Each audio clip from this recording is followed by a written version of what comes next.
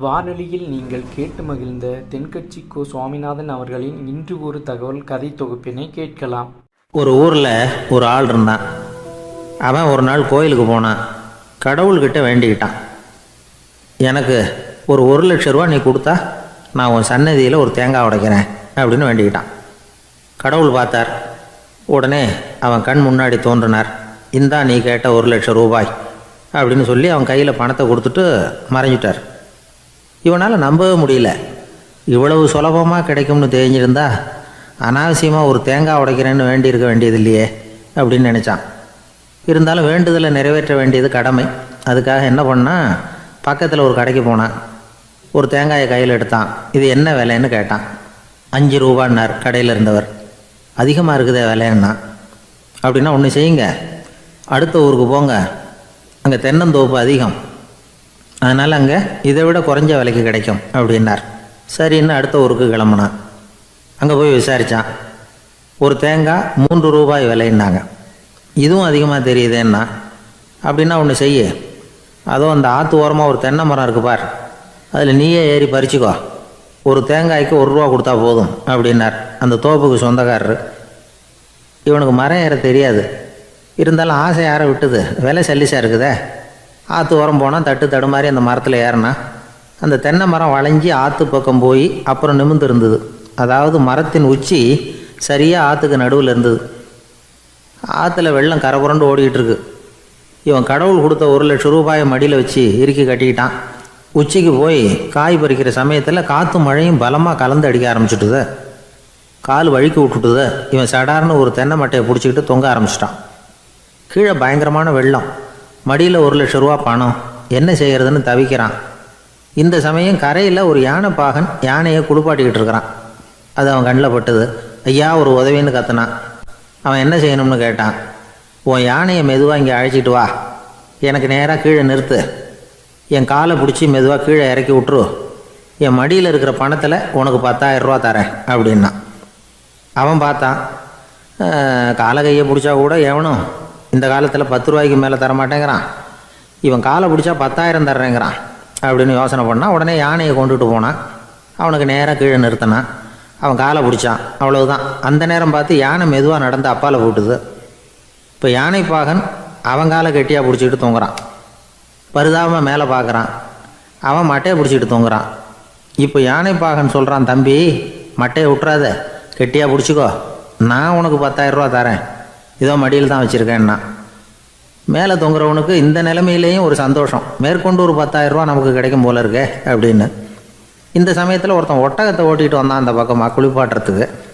யானை பாகம் பார்த்துட்டான். ஐயா ஒட்டகக்காரரே, அதை இங்கே கொண்டுட்டு வா, எங்கள் காலை பிடிச்சி பத்திரமா இறக்கி விடு, நாங்கள் பணம் கொடுக்குறோம்னா.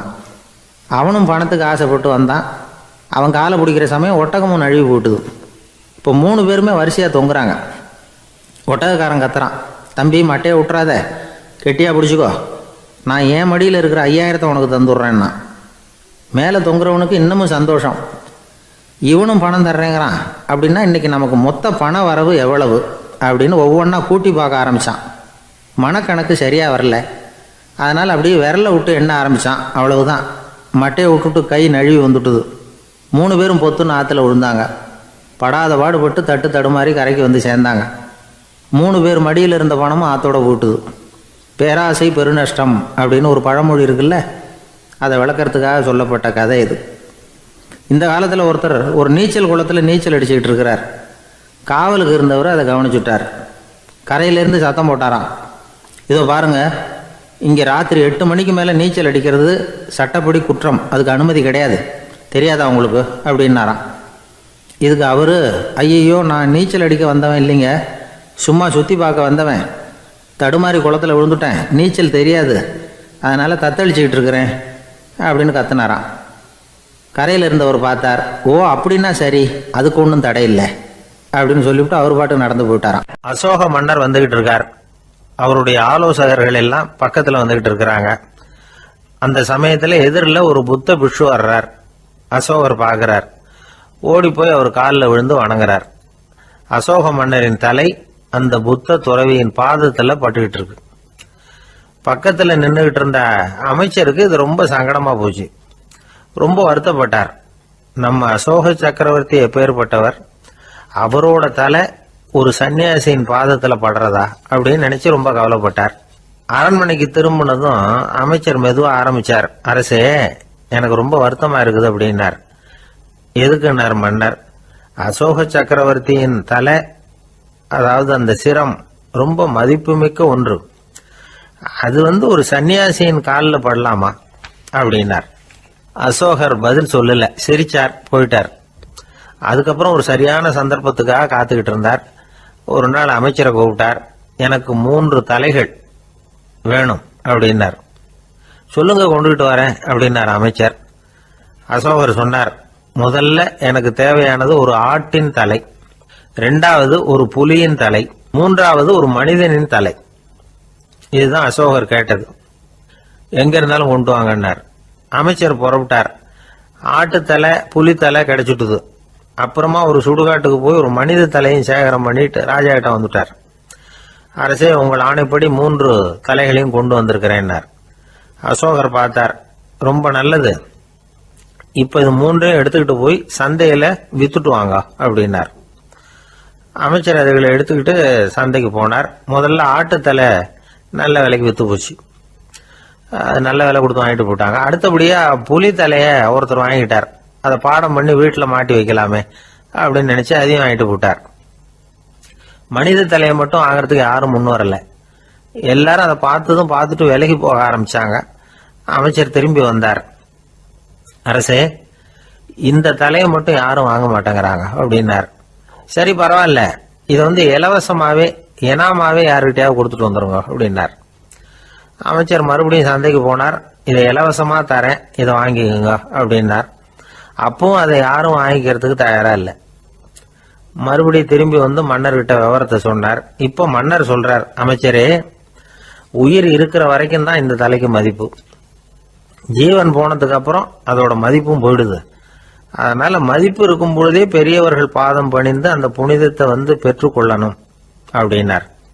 பணிவுங்கிறது வேற, அடிமைத்தனம்ங்கிறது வேற. பெரியவர்களை பணிவது நமக்கு பெருமை தரக்கூடிய விஷயம். இதை மனசுல வச்சுக்கிட்டு எப்போ காலில் விழணும், எப்போ காலில் விழக்கூடாது அப்படிங்கிறத முடிவு பண்ணிக்கணும்.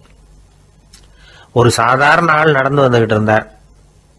எதிரில் வந்த ஒரு பெரிய மனுஷன் ஓடி போய் அவர் காலில் விழுந்து தன்னுடைய தலையை அவர் பாதத்தில் கொண்டு போய் வச்சார். கொஞ்ச நேரம் கழிச்சு எழுந்திரிச்சு வந்துட்டார். வந்த பிறகு இவரை கேட்டேன், ஏன் திடீர்னு ஓடி போய் அந்த ஆளு காலில் விழுந்தீங்க அப்படின்னு. அவர் போட்டிருக்கிறது என்னோட காணாம போன செருப்பான்னு கண்டுபிடிக்கிறதுக்காக அப்படி விழுந்தேன் அப்படின்னார். ஒரு சன்னியாசி, அவரு ஒரு நாள் ஒரு கனவு கண்டாராம். அந்த கனவுல அவர் சொர்க்கத்துக்கு போறார். அங்க ஒரு பெரிய திருவிழா நடந்துகிட்டு இருக்குது. எங்க பார்த்தாலும் அலங்கார வளைவுகள், வண்ணமயமான விளக்குகள், பாதைகள் பூரா மலர்கள், எல்லா கட்டடங்களும் ஒளிமயம். அவ்வளவு கோலாகலமா பிரம்மாண்டமா அந்த திருவிழா நடந்துகிட்டு இருக்குது. அது என்ன திருவிழாங்கிறது இந்த சன்னியாசிக்கு புரியல. அங்க எதிரில் வந்துகிட்டு இருந்த ஒருத்தரை நிறுத்தி, என்ன விசேஷம் இங்க அப்படின்னு விசாரிச்சாராம். உனக்கு தெரியாத விஷயம், இன்னைக்கு இறைவனுக்கு பிறந்த நாள், அதை தான் எல்லாரும் சேர்ந்து கொண்டாடுறோம். இதுக்காக பிரம்மாண்டமான ஊர்வலம் ஒன்று வரப்போகுது. இறைவனே அந்த ஊர்வலத்தில் கலந்துக்கிறார் அப்படின்னார் அவர். உடனே அந்த சன்னியாசி ஒரு மரத்து நிழல்ல ஒதுங்கி நின்றுக்கிட்டார். ஊர்வலம் வந்துகிட்டு இருக்குது. முதல்ல ஒரு குதிரை வந்துகிட்டு இருக்கு. அது மேலே ஒருத்தர் உட்காந்துருக்கிறார். அவருக்கு பின்னாடி நிறைய பேர் கூட்டமாக வந்துகிட்டு இருக்கிறாங்க. இவ்வளவு கூட்டம் இவர் பின்னாடி வருதே, யார் இவர் அப்படின்னு கேட்டார். ஒரு மதத்தின் பெயரை சொல்லி இவர் அந்த மதத்தின் தலைவர், அவரை பின்பற்றுகிற மக்கள் கூட்டம் பின்னாடி வந்துகிட்டு இருக்குது அப்படின்னு விவரம் சொல்லியிருக்கிறாங்க. இவங்களுக்கு அடுத்தபடியா இன்னொரு குதிரையில் ஒருத்தர் வந்துகிட்டு இருக்கிறார். அவருக்கு பின்னாடி ஏகப்பட்ட கூட்டம். இவர் யாருங்க அப்படின்னு கேட்டிருக்காரு சன்னியாசி. அங்க இருக்கிறவங்க விவரம் சொல்லியிருக்கிறாங்க. இன்னொரு மதத்தின் பெயரை சொல்லி இவர் அந்த மதத்தினுடைய தலைவர், அவர் வழியை பின்பற்றுகிறவர்கள் அவர் பின்னாடி கூட்டமாக வந்துகிட்டு இருக்கிறாங்க அப்படின்னு இருக்காங்க. இப்படி ஒவ்வொருத்தரா குதிரை மேலே வந்துக்கிட்டே இருக்கிறாங்க. அவங்கள பின்பற்றியும் ஒவ்வொரு கூட்டம் வந்துக்கிட்டே இருக்குது. அந்த பெரிய ஊர்வலம் அது பாட்டுக்கு போய்கிட்டு இருக்குது. கடைசியாக அது முடிஞ்சது ரொம்ப நேரம் கழிச்சு. அதுக்கப்புறம் கொஞ்சம் நேரம் கழித்து ஒரு வயசான ஆள் குதிரை மேலே வந்துக்கிட்டு இருக்கிறார். ஆனால் அவருக்கு பின்னாடி யாருமே இல்லை. அவர் பரிதாபமாக தனியாக வந்துக்கிட்டு இருக்கிறார். அவர் அந்த ஊர்வலத்தை சேர்ந்தவரா இல்லையாங்கிறதே தெரியல. இவர் யாரு, இவர் ஏன் இப்படி தனியாக வந்துக்கிட்டு இருக்கிறார் அப்படின்னு கேட்டிருக்கார் அந்த சன்னியாசி. என்னது இப்படி கேட்குறீங்க, இவர் தான் கடவுள், இவருக்காக தான் இன்னைக்கு இந்த ஊர்வலமே நடக்குது, இவருக்கு தான் இன்னைக்கு பிறந்த நாள், முன்னாடி போகிற ஊர்வலம் பூரா இவருடைய பிறந்த நாளை கொண்டாடுறதுக்காக தான் அப்படின்ட்டுருக்காங்க. இதை கேட்டதும் அந்த சன்னியாசிக்கு திடுக்குன்னு தூக்கி போட்டிருக்கு. இது வரைக்கும் கனவு கண்டுகிட்டு இருந்தவர் முடிச்சுக்கிட்டார். அதுக்கப்புறம் தான் யோசித்து பார்த்துருக்கார். உண்மைதான், மக்கள் எல்லாரும் வந்து பக்தி மார்க்கத்தில் போகிறதா நினச்சிக்கிட்டு பாதம் மாறி போய்கிட்டு இருக்கிறாங்க. கடவுளை பின்பற்றுவதாக நினைக்கிறாங்க பக்தர்கள். ஆனால் கடவுளுக்கு பின்னாடி யாருமே இல்லை. இன்னமும் இயல்பாக இதை பற்றி யோசித்து பார்த்தா உண்மைக்கு பின்னாடி தான் நான் போய்கிட்டு இருக்கேன் அப்படின்னு நிறைய பேர் சொல்கிறாங்க. ஆனால் அந்த உண்மை வந்து அனாதையாக போய்கிட்டு இருக்குது. அப்படி ஆயிட்டுது உலகம். இந்த காலத்துலேயும் ஒரு ஊர்வலம், ஒரு பெரிய மனுஷருக்கு பிறந்த நாள் விழா. அவர் குதிரை மேலே ஏறி முன்னாடி போய்கிட்டு இருக்கிறார். அவருக்கு பின்னாடி ஒரு 100 பேர் தொண்டர்கள் அவங்க பாட்டுக்கு போகிறாங்க. எல்லாம் பணம் கொடுத்து ஏற்பாடு பண்ணவங்க, எல்லாம் பணம் வாங்கிட்டு பின்னாடி போயிட்டு இருக்கிறாங்க. கொஞ்சம் தூரம் நடந்ததும் கால் வலிக்க ஆரம்பிச்சுட்டுது. ஒவ்வொருத்தரும் அப்படியே ஒதுங்க ஆரம்பிச்சிட்டாங்க. அதான் முன்னாடியே பணம் கிடச்சிட்டுதே, இனிமேல் ஒதுங்கினா என்னன்னு ஒதுங்கிட்டாங்க. ஒரு கட்டத்தில் குதிரையில் போகிறவர் தற்செயலாக திரும்பி பார்க்குறாரு, பின்னாடி யாருமே இல்லை, எல்லாரும் ஓடி போயிட்டாங்க. ஒரே ஒரு ஆள் மட்டும் ரொம்ப விசுவாசமாக பின்னாடி நடந்து வந்துக்கிட்டு இருந்தான். ஏன்ப்பா நீ மட்டும் வந்துக்கிட்டு இருக்கிறியே, நீ வீட்டுக்கு போகலையான்னு கேட்டிருக்காரு அவர். நீங்கள் அந்த குதிரையையும் அதுக்குள்ள வாடகை பணத்தையும் கொடுத்துட்டீங்கன்னா நானும் போயிடுவேன் அப்படின்னு நானாம் இந்த ஆள். நம்மளை மாதிரி ஒரு ஆசாமி, அவன் நம்மளை மாதிரியே கற்பனை பண்ணான். அதாவது நாம தான் இந்த உலகத்தில் ரொம்பவும் கஷ்டப்படுறோம், மற்றவங்க எல்லாம் சந்தோஷமா இருக்கிறாங்க அப்படின்னு அவன் நினச்சிக்கிட்டான். அவன் ஒரு நாள் கடவுளை வேண்டிக்கிட்டானா, சுவாமி இந்த உலகத்தில் எவ்வளவோ பேர் இருக்கிறாங்க, ஒவ்வொருத்தருக்கும் ஒவ்வொரு விதமான கஷ்டம் இருக்கலாம், ஒத்துக்கிறேன். இருந்தாலும் எனக்கு அது கொஞ்சம் அதிகமாக இருக்கிறது மாதிரி தெரியுது. அதனால நீங்கள் எனக்காக ஒரு சின்ன உதவி செஞ்சால் போதும். அது வந்து வேற ஒன்றும் இல்லை, என்கிட்ட இருக்கிற துயரங்களை இன்னொருத்தர் யாருக்கிட்டையாவது கொடுத்துருங்க, அவர்கிட்ட இருக்கிற துயரங்களை என்கிட்ட மாற்றி கொடுத்துருங்க. ஒரு மியூச்சுவல் டிரான்ஸ்ஃபர், அவ்வளவுதான். அப்படி பண்ணிவிட்டா போதும் அப்படின்னு வேண்டிக்கிட்டானா. அன்னைக்கு ராத்திரியே அவன் ஒரு கனவு கண்டிருக்கான். வானத்திலிருந்து ஒரு குரல் கேட்டிருக்கு. அது என்ன சொல்லிச்சு தெரியுமா?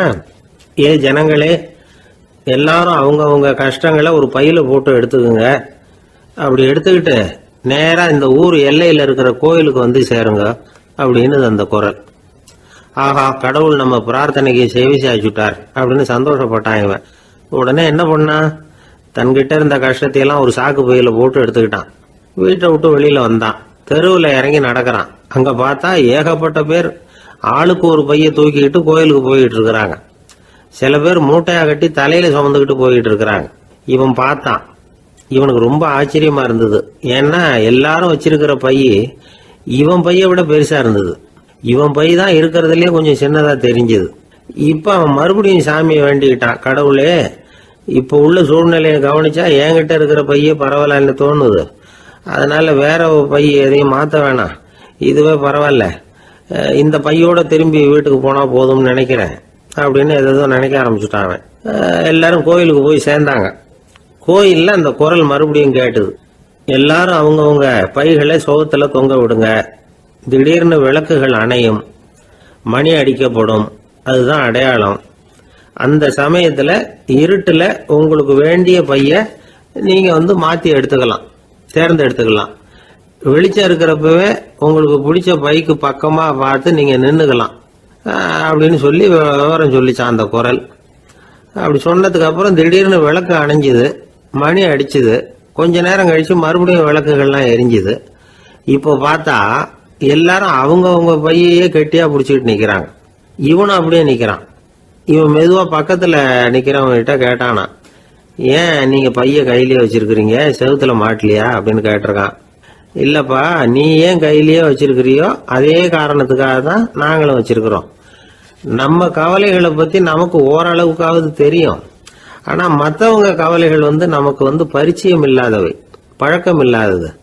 அதனால வந்து நமக்கு தெரிஞ்ச கவலைகளை சமாளிக்கிறது சுலபம். தெரியாததை சமாளிக்கணும்னா மறுபடியும் ஆரம்பத்துல இருந்து ஆரம்பிக்கணும்.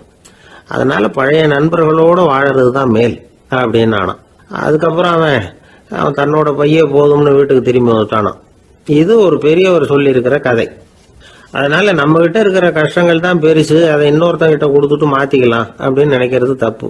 இதே மாதிரி இன்னொரு சம்பவம். ஒரு ஊர்ல ஒரு நாள் ராத்திரி ஆகாயத்திலிருந்து கடவுள் குரல் கேட்குது. இந்த ஊர்ல இருக்கிற ஜனங்கள்லாம் கொஞ்சம் கவனிங்க, உங்களுக்கு ஒரு செய்தி. அதாவது இங்க இருக்கிற ஜனங்கள்லயே கொஞ்சம் கூட கவலையே இல்லாத ஆள் யாருன்னு எனக்கு தெரியணும்.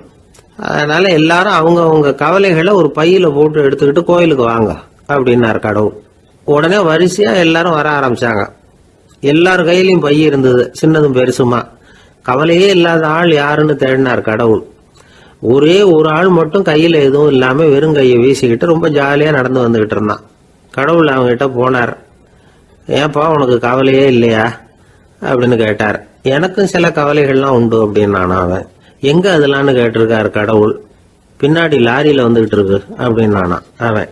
தான் மட்டும் வாழ்ந்தா போதும் அப்படின்னு நினைக்கிறவங்க உண்டு. தானும் வாழணும், அடுத்தவங்களும் வாழணும் அப்படின்னு நினைக்கிறவங்களும் உண்டு. முதல்ல சொன்ன வகையை சேர்ந்த மனிதர்கள் எப்படி தெரியுமா?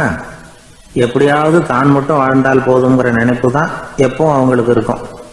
தங்களுடைய வளர்ச்சிக்கு எது தடையா இருந்தாலும் சரி, யார் தடையா இருந்தாலும் சரி, அதை அழிச்சுட்டு தான் மறுவேலை பார்ப்பாங்க.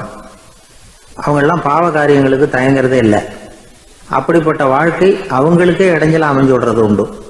அதை விளக்கறதுக்கு ஒரு கதையும் உண்டு. ஒரு ஊர்ல அப்படிப்பட்ட ஆள் ஒருத்தன் இருந்திருக்கான். நிறைய பாவங்களை செஞ்சவன். அதன் காரணமா நரகப்படுகொழியில விழுந்துட்டான். நரகப்படுகொழிங்கிறது ஒரு பெரிய கிணறு மாதிரி. ஏற்கனவே பாவம் செஞ்சவங்க நிறைய பேர் அதில் விழுந்து கிடக்குறாங்க. உள்ள ஏகப்பட்ட சத்தம், எல்லாம் அந்த பாவாத்மாக்கள் போடுற சத்தம். இப்போ விழுந்தானே இவனும் சத்தம் போட்டான். இவன் போடுற சத்தம் கொஞ்சம் அதிகமாக கேட்டுது. இந்த கிணத்துக்கு பக்கத்தில் புத்தர் உட்கார்ந்துருக்கிறார். அவர் காதில் இவன் போடுற சத்தம் விழுந்தது. உடனே அந்த கிணத்தடிக்கு போனார். குனிஞ்சு பார்த்தார். சாமி என்னை காப்பாத்துங்க அப்படின்னு கத்தனா இவன். புத்தர் அவனை கொஞ்சம் கவனிச்சு பார்த்தார். மனித சமுதாயத்துக்கு அவன் என்னென்ன கெடுதல் பண்ணியிருக்கிறாங்கிற விவரம்லாம் அவர் மனக்கண்ணில் தெரிஞ்சது. அவருக்கு எல்லாம் புரிஞ்சு போச்சு. இருந்தாலும் அவனை காப்பாத்துறதுக்கு ஏதாவது வழி உண்டா அப்படின்னு யோசிச்சார். அவன் தன்னுடைய வாழ்நாளில் ஏதாவது நல்லது செஞ்சிருக்கானா அப்படின்னு பார்த்தார். ஒரே ஒரு சமயம் அவன் தன்னுடைய காலடியில மிதிபட இருந்த சிலந்தியை மிதிக்காமல் தாண்டி போயிருக்கிறான்.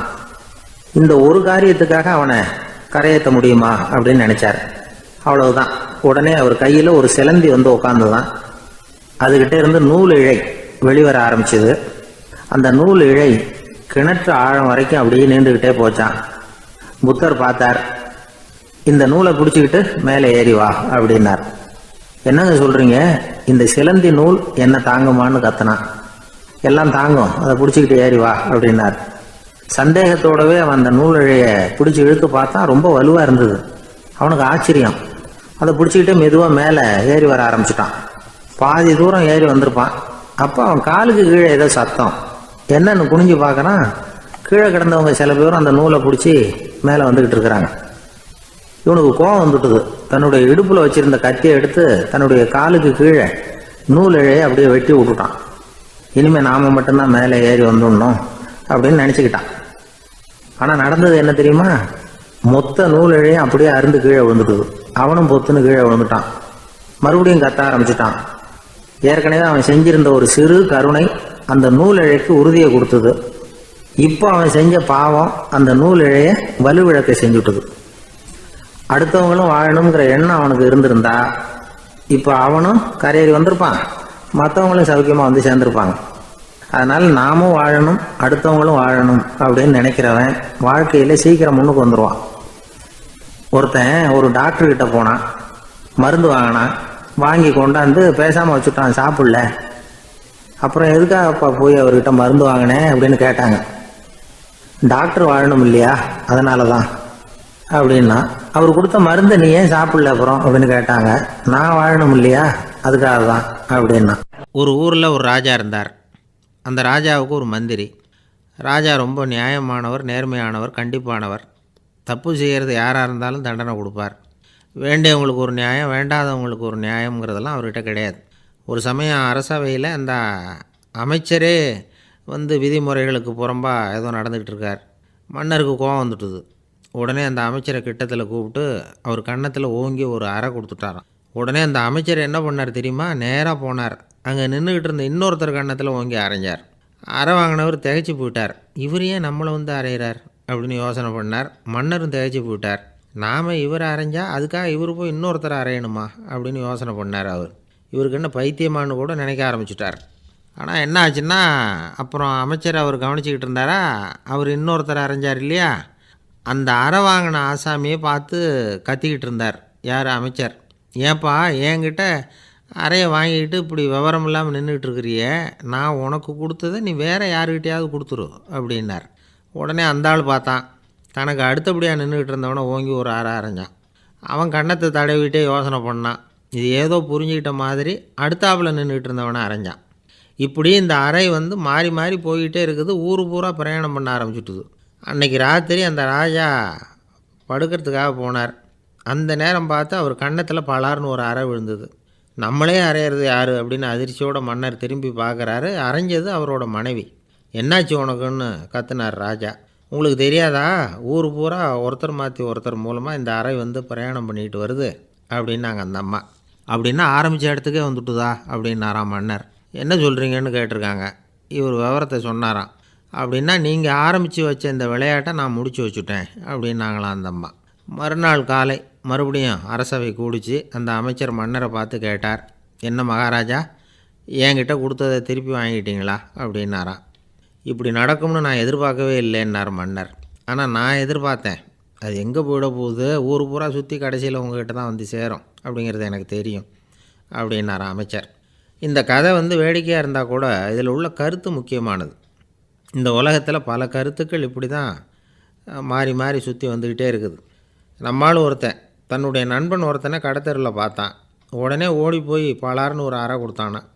அவன் கன்னத்தை தடவிட்டு ஏன்டா என்னை அரைஞ்சேன்னு கேட்டிருக்கான். நீ ஏன்டா என்னை முட்டாள்னு என் மனைவிட்ட போய் சொன்னேன் அப்படின்ட்டுருக்கான் அவன். உன்னை ஒரு முட்டாள்னு சொன்னதுக்காகவா நீ என்னை அரைஞ்சே அப்படின்னு கேட்டிருக்கான் இவன். டேய், நான் அதுக்காக அறையலப்பா, அது ஒரு பெரிய ரகசியம். நான் முட்டாளுங்கிறது அந்த ரகசியத்தை நீ வந்து ஏன் எங்கள் வீட்டில் போய் சொன்னேன், அதுக்காக தான் அரைஞ்சேன் அப்படின்னு நான் அவன். ஒரு ஊரில் ஒரு ஆள் இருந்தான். தையல் கடை வச்சுருந்தான். அவங்ககிட்ட ஒருத்தன் ஒரு சட்டை துணி எடுத்து கொடுத்து தைக்க சொல்லியிருந்தான். வர்ற சனிக்கிழமை வா வந்து வாங்கிட்டு போ அப்படின்னு அவன் சொல்லியிருந்தான். அதே மாதிரி இவன் வந்தான். அவன் தச்சு வச்சுருந்த சட்டையை கொடுத்தான். இவன் வாங்கி அங்கேயே போட்டு பார்த்தான். கை நீளம் ஒன்றுக்கு ஒன்று வித்தியாசமாக இருந்தது. வலது கை இடது பக்கத்தை விட நீளம் குறைச்சலாக இருந்தது. அவன் முணுமுணுக்க ஆரம்பிச்சுட்டான், என்ன இது இப்படி தைச்சுட்டியேன்னு. இதுக்கு அவன் சொன்னான், ஐயையோ இதுக்காகவா சங்கடப்படுறீங்க, வலது கையை மட்டும் கொஞ்சம் உள்ள இழுத்தாப்புல வச்சுக்கிட்டீங்கன்னா சரியா போகுது. மற்றபடி அந்த சட்டையில் உள்ள கலை அம்சத்தை கவனிங்க, எவ்வளோ அற்புதமாக தைச்சிருக்கேன் பாருங்க. ஒரு சின்ன குறைய வந்து இப்படிலாம் பொருட்படுத்த வேண்டியதில்லை. நான் சொன்னது மாதிரி கையை கொஞ்சம் உள்ள இழுத்தது மாதிரி வச்சுக்கிட்டு நடந்து போங்க, ஜோரா இருக்கும் அப்படின்னா. அவனும் யோசிச்சு பார்த்தான். சரியான யோசனையாக தான் தோணுச்சு. கொஞ்சம் முயற்சி பண்ணி வலது கையை கொஞ்சம் உள்ள இழுத்து சட்டை சரியா இருக்கிறது மாதிரி பண்ணிட்டான். இப்போ மறுபடியும் ஒரு பிரச்சனை. வலது கையை உள்ள இழுத்த மாதிரி அப்படியே வச்சுக்கிட்டதும் முதுகு பக்கம் கொஞ்சம் துணி தளர்த்தியா தொங்குறது மாதிரி தெரிஞ்சது. என்ன இது, முதுகு பக்கம் துணி குவிஞ்சுட்டுதே, தொங்குதே அப்படின்னா மறுபடியும், அடடா இதுக்காகவா கவலைப்படுறீங்க, உடம்ப அதுக்கு தகுந்த மாதிரி கொஞ்சம் வளைச்சிக்கிட்டா சரியா போடுது.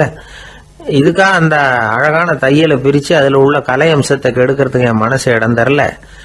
எவ்வளவுக்கு தளர்த்தியா இருக்கோ அவ்வளவுக்கு கொஞ்சம் உடம்ப வளைச்சி அப்படி குனிஞ்சது மாதிரி போங்க போதும் அப்படின்னா. அதுவும் நல்ல யோசனையாக தான் பட்டுது இவனுக்கு. சரின்னு சொல்லிவிட்டு புறப்பட்டான். தெருவில் இறங்கினான். கையை கொஞ்சம் உள்ள இழுத்தான். உடம்ப கொஞ்சம் முன்னால் வளைச்சான். சட்டைக்கு தகுந்த மாதிரி உடம்ப பண்ணிக்கிட்டான். மெதுவாக நடந்து போகிறான். இப்போ எதிரில் இன்னொருத்தன் வரான். இவனை பார்க்குறான். இவன் போட்டிருக்கிற சட்டையை பார்க்குறான். ஆஹா அற்புதம்ங்கிறான். சும்மா சொல்லக்கூடாது, ரொம்ப நல்லா இருக்குது, நிச்சயமா இது வந்து இந்த ஊர் மேலே தெருவில் இருக்கிற ஒருத்தன் இருக்கானே அவன் தைச்சதாக தான் இருக்கணும் அப்படின்னா. இதை கேட்டதும் அவனுக்கு ஆச்சரியம். எப்படி அவ்வளவு கரெக்டாக கண்டுபிடிச்சிங்க அப்படின்னு கேட்டிருக்கான். இதுக்கு அந்த வழிபோக்கன்னு சொன்னானா, அவன் ரொம்ப கெட்டிக்காரன். உங்களை மாதிரி உடம்பும் கையும் வளைஞ்சு போன ஒரு ஆசாமிக்கு அவனை தவிர வேற யாராலேயும் இவ்வளவு பொருத்தமான ஒரு சட்டையை தைக்க முடியாது அப்படின்னானா. பாருங்க, அவனுக்காக இவன் அனுசரிக்க போய் இவனோட நிலைமை எப்படி ஆயிடுது பாருங்க. இதே மாதிரி தான் சில சடங்குகளும் சம்பிரதாயங்களும் நம்மளை கோமாளி ஆக்கி விட்டுரும். எதுவாக இருந்தாலும் அதில் அறிவுபூர்வமான அணுகுமுறை அவசியம். ஒரு நர்ஸ் அவசரமாக ஓடி டாக்டர்கிட்ட சொல்லிச்சான், டாக்டர் ஒரு தப்பு நடந்து போச்சு, 10ஆம் நம்பர் பெட்டில் இருக்கிற பேஷண்ட்டுக்கு காலில் ஆப்ரேஷன் பண்ணுறதுக்கு பதிலாக கையில் ஆப்ரேஷன் பண்ணி விட்டீங்க. கை ஆப்ரேஷன் பண்ணிக்க வேண்டிய ஆள் 7ஆம் நம்பர் பெட்டில் இருக்கார் அப்படின்னு தான். அதுக்கு ஒரு பதட்டப்படாமல் சொன்னாராம், பரவாயில்ல இவரை தூக்கி 7ஆம் நம்பர் பெட்டில் போட்டுரு அப்படின்னாராம். அவர் ஒரு பெரிய குடும்பத்தில் பிறந்தவர். இருக்கிற சொத்துக்கள் எல்லாத்தையும் வாரி வழங்கி விட்டு காட்டுக்கு புறப்பட்டார் தவம் செய்யறதுக்காக. இருந்தது பூராவும் கொடுத்துட்டார், இனிமே எதுவுமே இல்லை கொடுக்கறதுக்கு. அப்போ கடைசியா ஒருத்தன் கையை நீட்டினானா, ஐயா ஏதாவது கொடுங்கன்னு இருக்கான். அவர் பார்த்தார், கட்டியிருக்கிற வேட்டியை தவிர வேற எதுவுமே இல்லை. 8 முழம் பட்டு வேட்டி, ஜரிகை கரையோடு இருக்குது. கடைசியா அதை தான் எடுத்துக்கிட்டு அவர் புறப்பட்டுருக்கார். அவர் பார்த்தார், எதிரில் அவன் பரிதாபமா நின்றுட்டு இருக்கிறான். அந்த 8 முழ வேட்டியை 2ஆ கிழிச்சார். 4 முழத்தை அவங்ககிட்ட கொடுத்தாரு. மீதி 4 முழத்தை தன்னுடைய இடுப்புல கட்டிட்டு அவர் காட்டுக்கு போயிட்டார். இவன் என்ன பண்ணான் தெரியுமா, கையில கிடைச்ச 4 முழத்தை எடுத்துக்கிட்டு கடை வீதிக்கு போனான். பழைய பட்டு வேட்டி ஜருகை இதையெல்லாம் விலைக்கு வாங்குற வணிகர் ஒருத்தர் இருக்கார், அவர்கிட்ட போனான். இதை விலைக்கு எடுத்துக்கிறீங்களா அப்படின்னு கேட்டிருக்கான். அவர் வாங்கி பார்த்துருக்கார். ஆஹா, இது ரொம்ப அருமையான வேட்டி, விலை உயர்ந்த ஜருகை, இது ஏது உனக்கு அப்படின்னு கேட்டாரான். அவன் நடந்தது சொல்லியிருக்கான். அப்படின்னா ஒன்று செய்ய, இந்த வேட்டியோட இன்னொரு பாதியையும் மெதுவாக வாங்கிட்டு வந்துரு, உனக்கு நிறைய பணம் தர்றேன் அப்படின்னாரான் அந்த வணிகர். இவன் கொஞ்சம் யோசனை பண்ணி பார்த்தான். கொஞ்சம் இருங்க வந்துடுறேன் அப்படின்னு சொல்லிவிட்டு நேராக காட்டுக்கு போனான். அவர் எங்கே இருக்காருன்னு தேடி கண்டுபிடிச்சான். அவர் ஒரு இடத்துல தவக்கோலத்தில் இருக்கிறார். கட்டியிருந்த இடைவேட்டியும் அவர் அறியாமல் நழுவி கீழே விழுந்து கிடக்குது. இவனுக்கு ரொம்ப வசதியாக போச்சு. அவரை கேட்க வேண்டிய அவசியமே இல்லை.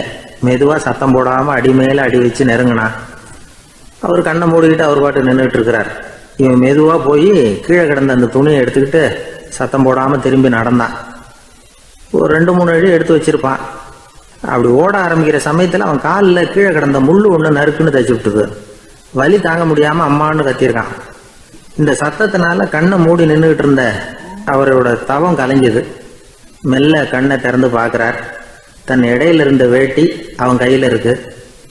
இப்போ அவர் நினைக்கிறார், என்ன நினைக்கிறாருன்னா, இந்த வேட்டி மீது நான் வைத்த ஆசை அல்லவா அவனை திருடனாக ஆக்கி விட்டது அப்படின்னு நினைச்சாராம். இந்த வேட்டி மேல நாம வச்ச ஆசை அவனை திருடும்படி ஆக்கி விட்டதே அப்படின்னு நினைச்சாராம். இது எப்பேற்பட்ட மனநிலை அப்படிங்கிறத கொஞ்சம் யோசனை பண்ணி பாருங்க. தான் ஒரு பொருள் மேல வச்ச பற்று இன்னொரு மனிதன் திருடனாக ஆகிறதுக்கு காரணம் ஆயிட்டுதேன்னு நினைக்கிறார். அப்படி நினைச்ச அந்த பெரியவர் யார் தெரியுமா? அவர் தான் மகாவீரர். இழந்துட்டேங்கிறிய, நீ என்னத்தை கொண்டுகிட்டு வந்த எங்க இழந்துடுறதுக்கு? நீ என்னத்தை உண்டாக்குன இது அழிஞ்சுட்டுதுன்னு சொல்றதுக்கு? இதுதான் அவருடைய சிந்தனை. இன்றைக்கு நம்ம சிந்தனையெல்லாம் வேற மாதிரி இருக்குது. ஒருத்தன் நடுத்தருவில் உட்காந்து அழுதுகிட்டு இருந்தான். அந்த வழியா ஒருத்தர் ஏன்பா அழறேன்னு கேட்டாராம். 5 ரூபா சார், இந்த இடத்துல விழுந்துட்டுது, ரொம்ப நேரமா தேடுறேன், கிடைக்காது போல இருக்கு அப்படின்னு சொல்லிவிட்டு அழறான். எப்போ தொலைஞ்சதுன்னு கேட்டாராம் அவரு. அது எனக்கு தெரியாது சார், பணத்தை தொலைச்சவன் தேடி பார்த்துட்டு போயிட்டான், நான் அவனுக்கு பின்னாடி தேட வந்தவன் அப்படின்னு நானா. இவன் ஒரு ஊர்ல ஒருத்தர் இருந்தார், ரொம்ப நல்லவர், யாருக்காவது ஏதாவது கொடுத்துக்கிட்டே இருப்பார், கொடையாளி. தினமும் யாராவது ஒருத்தருக்கு ஏதாவது கொடுக்கலன்னா அவருக்கு தூக்கம் வராது, அப்படி ஒரு பழக்கம். அது மட்டும் இல்லை, அவர் கொடுக்கறது அடுத்தவங்களுக்கு தெரியாது, அவ்வளவு ரகசியமா அதை கொடுப்பார். வலது கை கொடுக்கறது இடது கைக்கு தெரியக்கூடாதுன்னு சொல்லுவாங்கல்ல, அது மாதிரி அவர். ஒரு நாள் ராத்திரி அவர் ஏற்கனவே தயாராக கட்டி வச்சிருந்த பணம் முடிச்ச கையில் எடுத்துக்கிட்டு வீட்டை விட்டு வெளியில் வந்தார். தெருவில் இறங்கி நடந்தார். இன்னைக்கு யாருக்கு தர்மம் செய்யறது அப்படின்னு யோசனை பண்ணிட்டு இருட்டில் நடந்து வந்துகிட்டு இருக்கிறார். யாரோ ஒருத்தர் எதிரில் வர்றது மாதிரி தெரிஞ்சுது. உடனே அவர் கிட்ட போனார். தன்கிட்ட இருந்த பணம் முடிச்சு அவசரமாக அவர் கையில் திணிச்சுட்டு திரும்பி வந்துட்டார். அப்பாடா, ஒரு வழியா யாருக்கும் தெரியாமல் இன்னைக்கு தர்மம் பண்ணியாச்சு அப்படிங்கிற மகிழ்ச்சி, மன நிறைவு அவர் முகத்தில். நிம்மதியாக தூங்கினார். அப்புறம் எழுந்திரிச்சார். மறுநாள் காலையில் ஊர் பூரா ஒரே பேச்சு. என்ன பேச்சுன்னா, நேற்று ராத்திரி ஒரு திருடன் கையில் யாரோ பணத்தை கொடுத்துட்டு போயிருக்கிறாங்க அப்படின்னு எல்லாரும் பேசிக்கிட்டு இருக்கிறாங்க. இதை கேள்விப்பட்டதும் அந்த பெரியவருக்கு ரொம்ப வருத்தமாக போச்சு. அடடா போயும் போயும் ஒரு திருடனுக்காக உதவி பண்ணியிருக்கிறோம், பிரயோஜனம் இல்லாமல் போட்டுதே அப்படின்னு நினச்சார். சரி, இன்றைக்கும் யாருக்காவது உதவி பண்ணணும் அப்படின்னு முடிவு பண்ணினார். ராத்திரி நேரம் வந்தது. இவர் வழக்கம் போல் தெருவில் இறங்கி நடந்தார். கையில் பணம் முடிச்சு. எதிரில் ஒரு பெண் உருவம் மங்கலாக தெரிஞ்சது. இவர் உடனே அந்த பெண்கிட்ட பணத்தை கொடுத்துட்டு திருப்தியாக திரும்பி வந்துட்டார். மறுநாள் காலையில் ஊர் பூரா என்ன பேசிக்கிட்டாங்க தெரியுமா? நேற்று ராத்திரி நெறி தவறி நடக்கிற ஒரு பெண்ணின் கையில் யாரோ பணத்தை வச்சுட்டு போயிருக்கிறாங்க அப்படின்னு எல்லாரும் பேசிக்கிறாங்க. அடடா, இன்னைக்கும் தவறுதலாக நடந்து போச்சு அப்படின்னு ஒரு வருத்தப்பட்டார். இருக்கட்டும், இன்னைக்கும் ஏதாவது தர்மம் பண்ணுவோம் அப்படின்னு நினச்சிக்கிட்டாரு. 3வது நாள் ராத்திரியும் புறப்பட்டார். இப்பவும் எதிரில் ஒருத்தர் வந்தார். இவர் பணத்தை கொடுத்தார், திரும்பி வந்துட்டார். மறுநாள் மக்கள் என்ன பேசிக்கிட்டாங்கன்னா, நேற்று ராத்திரி ஒரு செல்வந்தர் கையில் யாரோ பணத்தை கொடுத்துட்டு போயிருக்கிறாங்க அப்படின்னு பேசிக்கிட்டாங்களாம். அவருக்கு ரொம்ப வருத்தமாக போட்டுது. என்ன இது தினம் இப்படி ஆகிட்டு இருக்குதே அப்படின்னு நினச்சிக்கிட்டே படுத்து தூங்கினார். அன்னைக்கு ராத்திரி ஒரு கனவு. அந்த கனவுல இறைவன் வந்து சொன்னாராம், இதை பாருப்பா, நீ கொடுத்த தர்மம் வீணா போயிடல. உன்கிட்ட பணம் வாங்கின அந்த திருடன் திருந்திட்டான், அந்த பொண்ணும் திருந்திட்டா, அந்த செல்வந்தனும் கொடையாளி ஆயிட்டான், எல்லாருக்கும் உதவி பண்ண ஆரம்பிச்சிட்டான் அப்படின்னு சொன்னாராம்.